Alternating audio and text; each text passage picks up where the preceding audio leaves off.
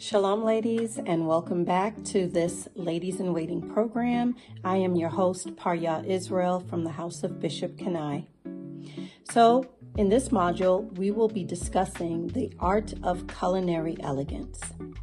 So, what exactly is the art of culinary elegance?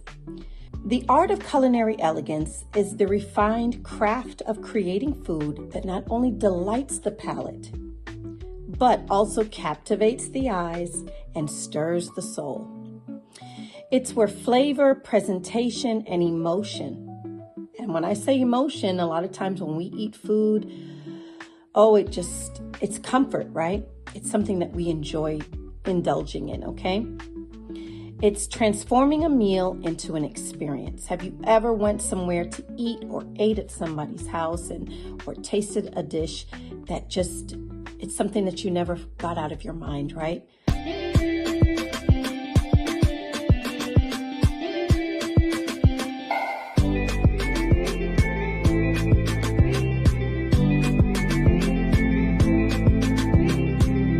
It's an experience. It's something that you kind of take with you and you remember it and want to talk about it, about how you went somewhere or you ate at someone's house and the food was just so delicious and it was beautifully presented, right?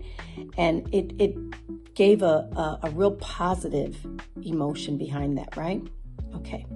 Well, that is the first one, presentation. Every plate is like a canvas, right? You want to create that plate and make it beautiful and attractive for the person that's going to try that food. Culinary elegance involves attention to color, texture, symmetry, and plating design, okay? Often minimalist, but always intentional.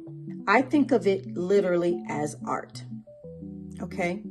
For instance, this artwork behind me, I find it beautiful. It's attractive, it's bright, it's colorful, it has texture. That's how you have to kind of look at culinary. You want to make it presentable. Not only delicious, but it has to be something that catches your attention. So when you're plating your food, you want to make sure that it looks presentable. You don't want to slap nothing on a plate like we the lunch lady in school when they just slop, or in prisons. No. We have to put some pride in our food, especially if we're presenting it to our lords. For instance, my Lord, if you're making a meal for him, okay, he doesn't want salad on the same plate with his hot food. That salad got to be separate. Or if there's salad on that plate and there's something hot, it's got to be maybe two things. And that piece of hot fish or something is on the other side of that plate. So you don't want to put too much on a plate. And then you got all the gravy, kind of pouring into the salad and it's soupy and it's a complete mess. So you want to make sure that you portion out these meals, and it's nothing you want to do heavy. It looks neat when you are portioning a certain amount and you're spacing it apart.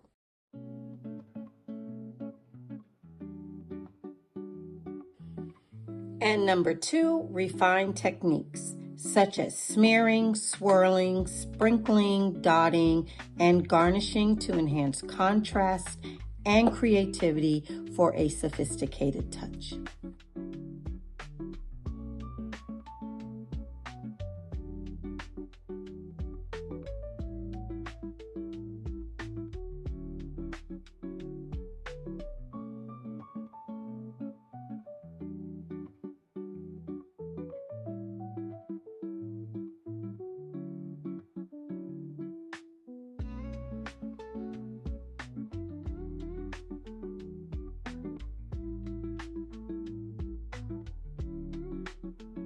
but also when you plate, you want to plate with height. So you eat with your eyes first. So you definitely want to make sure you get nice height on your plate. You have different colors going on. You want to make sure you have your starch, which in this case is a risotto, topped with that beautiful airline chicken breast with our roasted asparagus with our velouté sauce.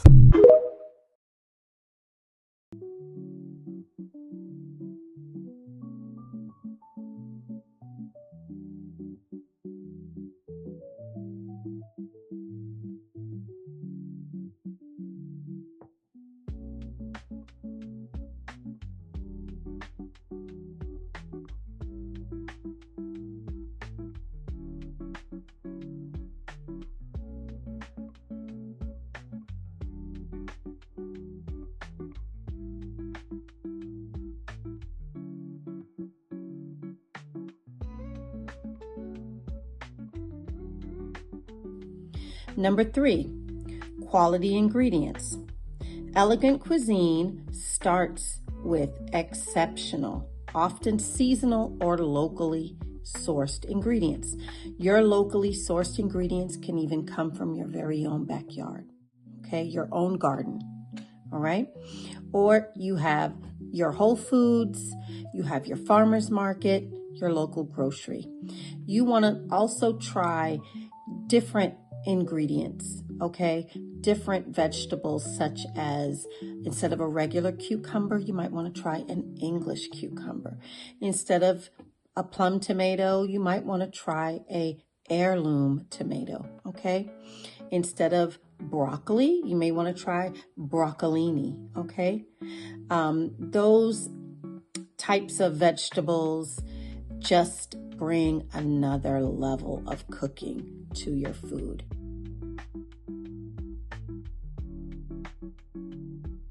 Number 4, you have harmonious flavors. Dishes are balanced and thoughtful, with each ingredient complementing the others. Okay, those types of flavors could be sweet or savory, spicy or mild, tangy or nutty. Okay, these are maybe things you might want to just kind of try and, broaden your palate.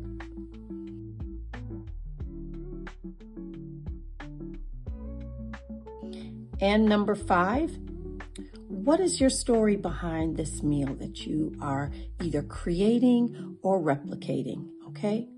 Is this something that has been passed down from generation, from your great-grandmother, grandmother? Is this something that you learned from a sister, okay? One of her tribal dishes, all right? We are 12 tribes, so we have so much to choose from. It's something that we all should kind of just learn, so many different dishes within our own culture, okay? Or you might also want to just try something that's not of our culture. It might be a Japanese dish or a Filipino dish or an Italian dish, okay? So broaden your palate and try different things, okay? That will make the family happy and excited. Your Lord will be happy and excited that you're spicing it up and just bringing something new to the table.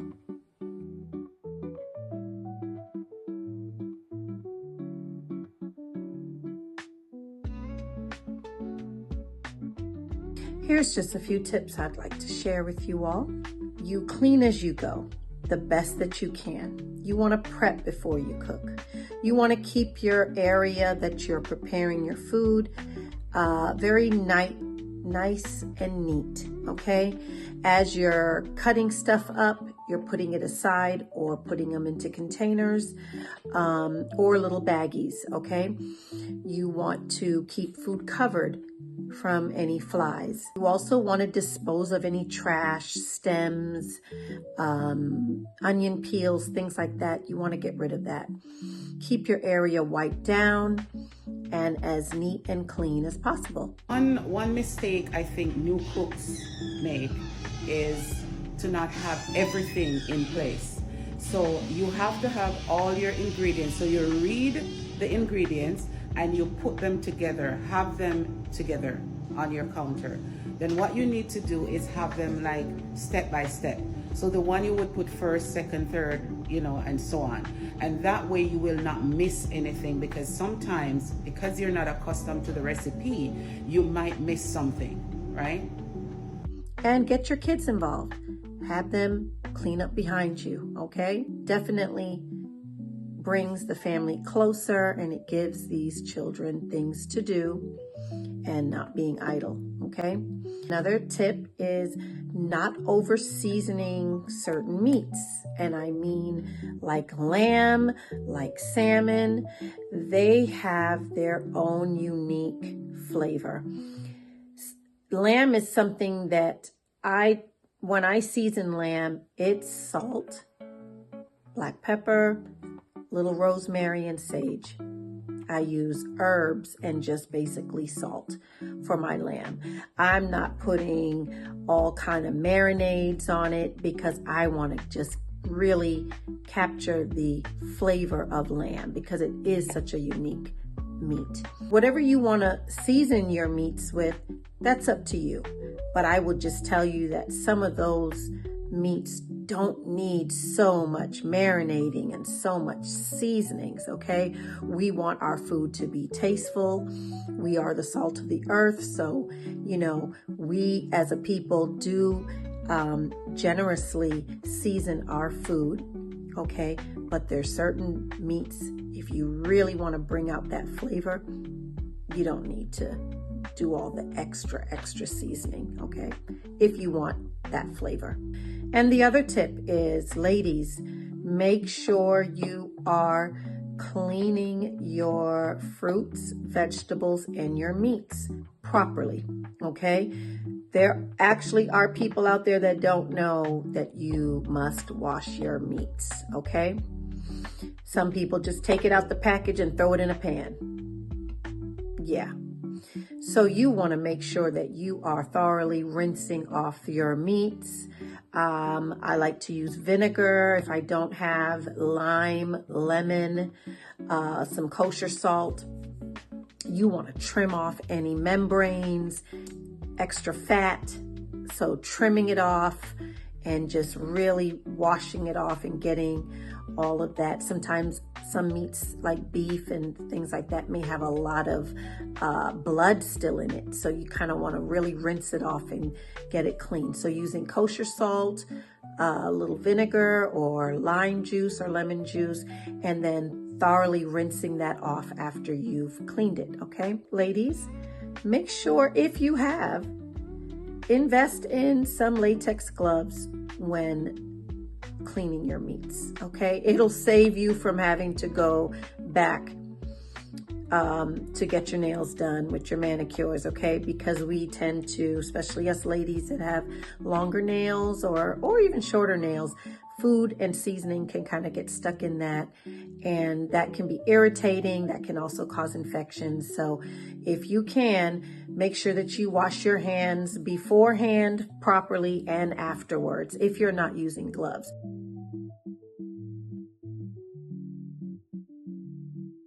Ladies, why is it important to cook for your families?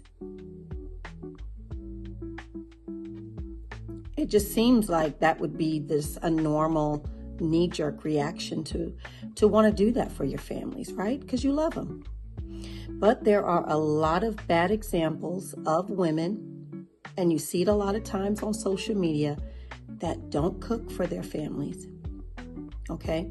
They do not know how to cook, or they have no desire to cook, or they were never taught how to cook. Okay? So before you women have families, you should be cooking at home, practicing, okay? Learning from an elder woman or a senior mother, okay? Learning these things and working on that. And more practice makes perfect.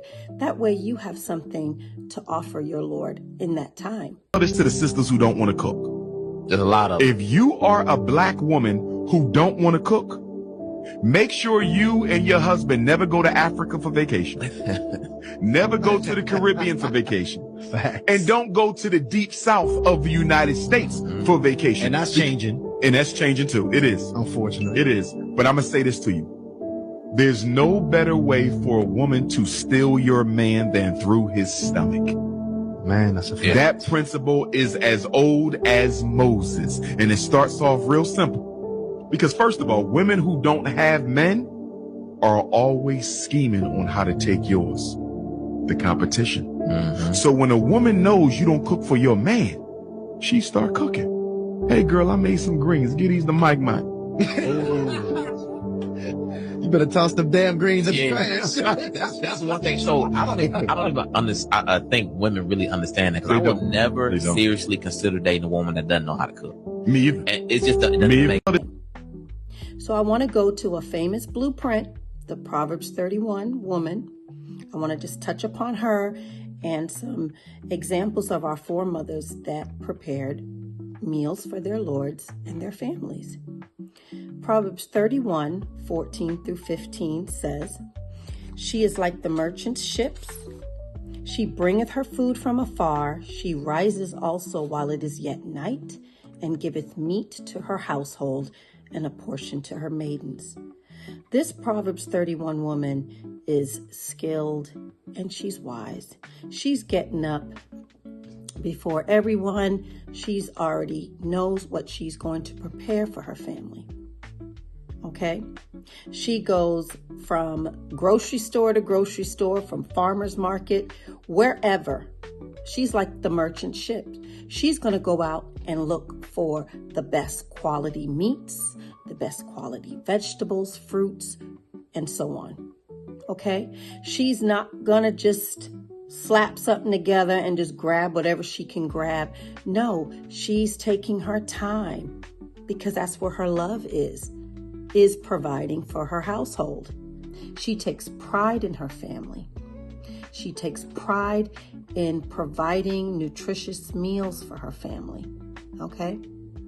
When my Lord and I were first married, I had to learn him. Okay? Cooking was his love language. So I went through a time of practice makes perfect. Okay. I had my days of frustration. Okay. Because I could cook, but there were just certain things that he required of me. I had to learn him. Okay. And there were times where I'm not kidding. I cried because he wasn't happy. He wasn't satisfied. So I had to really put my spirit into that and just really work on what it is that he really likes, how he was raised, the types of foods that his family cooked. I had to learn those things, and I took pride in it. And over the years, I just became better and better. So ladies, don't be discouraged. Don't ever think that, it's just too much that you can't do it. You can. You got to take little steps. Okay? Nobody's expecting you to just be this chef, in a month's time. It takes practice. So while a lot of you single women out there, and if you don't have children, it's just you. Okay? You got to be cooking for yourself. Or you invite sisters over. Hey, I want to cook for you guys. Tell me what you think. This is you kind of getting a lot of opinions, okay? They're going to be sampling and tasting your food just to see how good you're really getting, okay? I mean, we have so many examples. You can't say that you don't know how to cook. That's not us. That's the old woman, the Babylonian woman. No. We are women that have the blueprint in front of us. We have the Proverbs 31 blueprint. Your spirit has to be in it. And you have to love what you're creating. There is nothing more special and rewarding than when you put your spirit and your love into your food and your meal, and you present it to your Lord and your children, and they are so happy. And they want seconds because they just enjoy mom's cooking.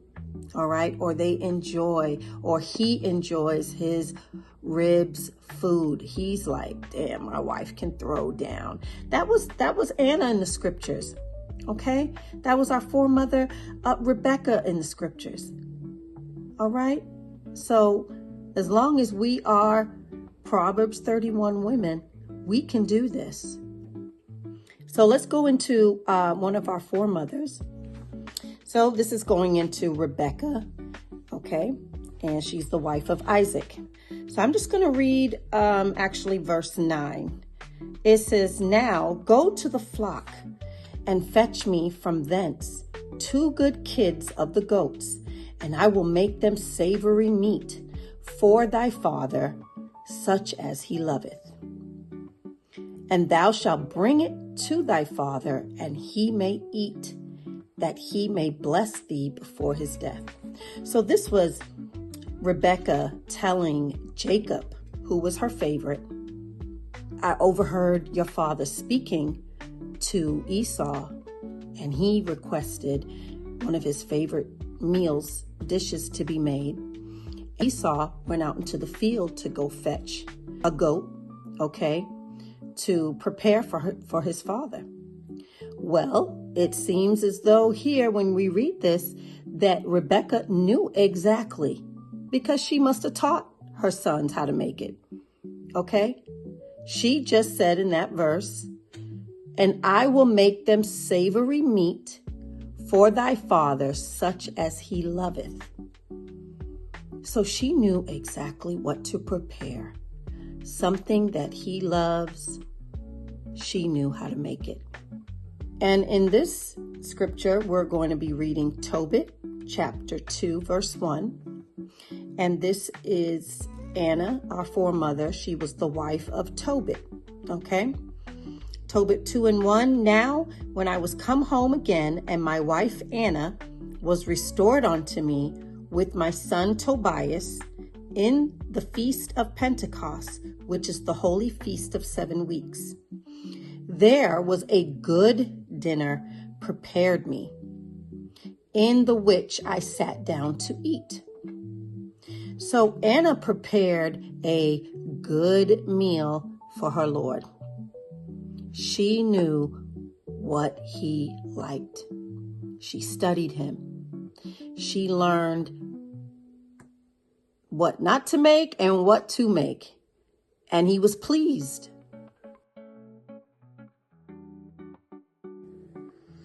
Okay, ladies, well, we've come to an end of this presentation of the Art of Culinary Elegance. Your homework assignment will be to present 3 different plate presentations, okay?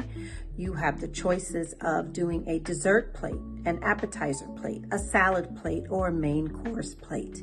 Use the techniques that we spoke about and enjoy, have fun, and until next time, it was my pleasure doing this module with you all. Shalom. Most High in Christ bless you.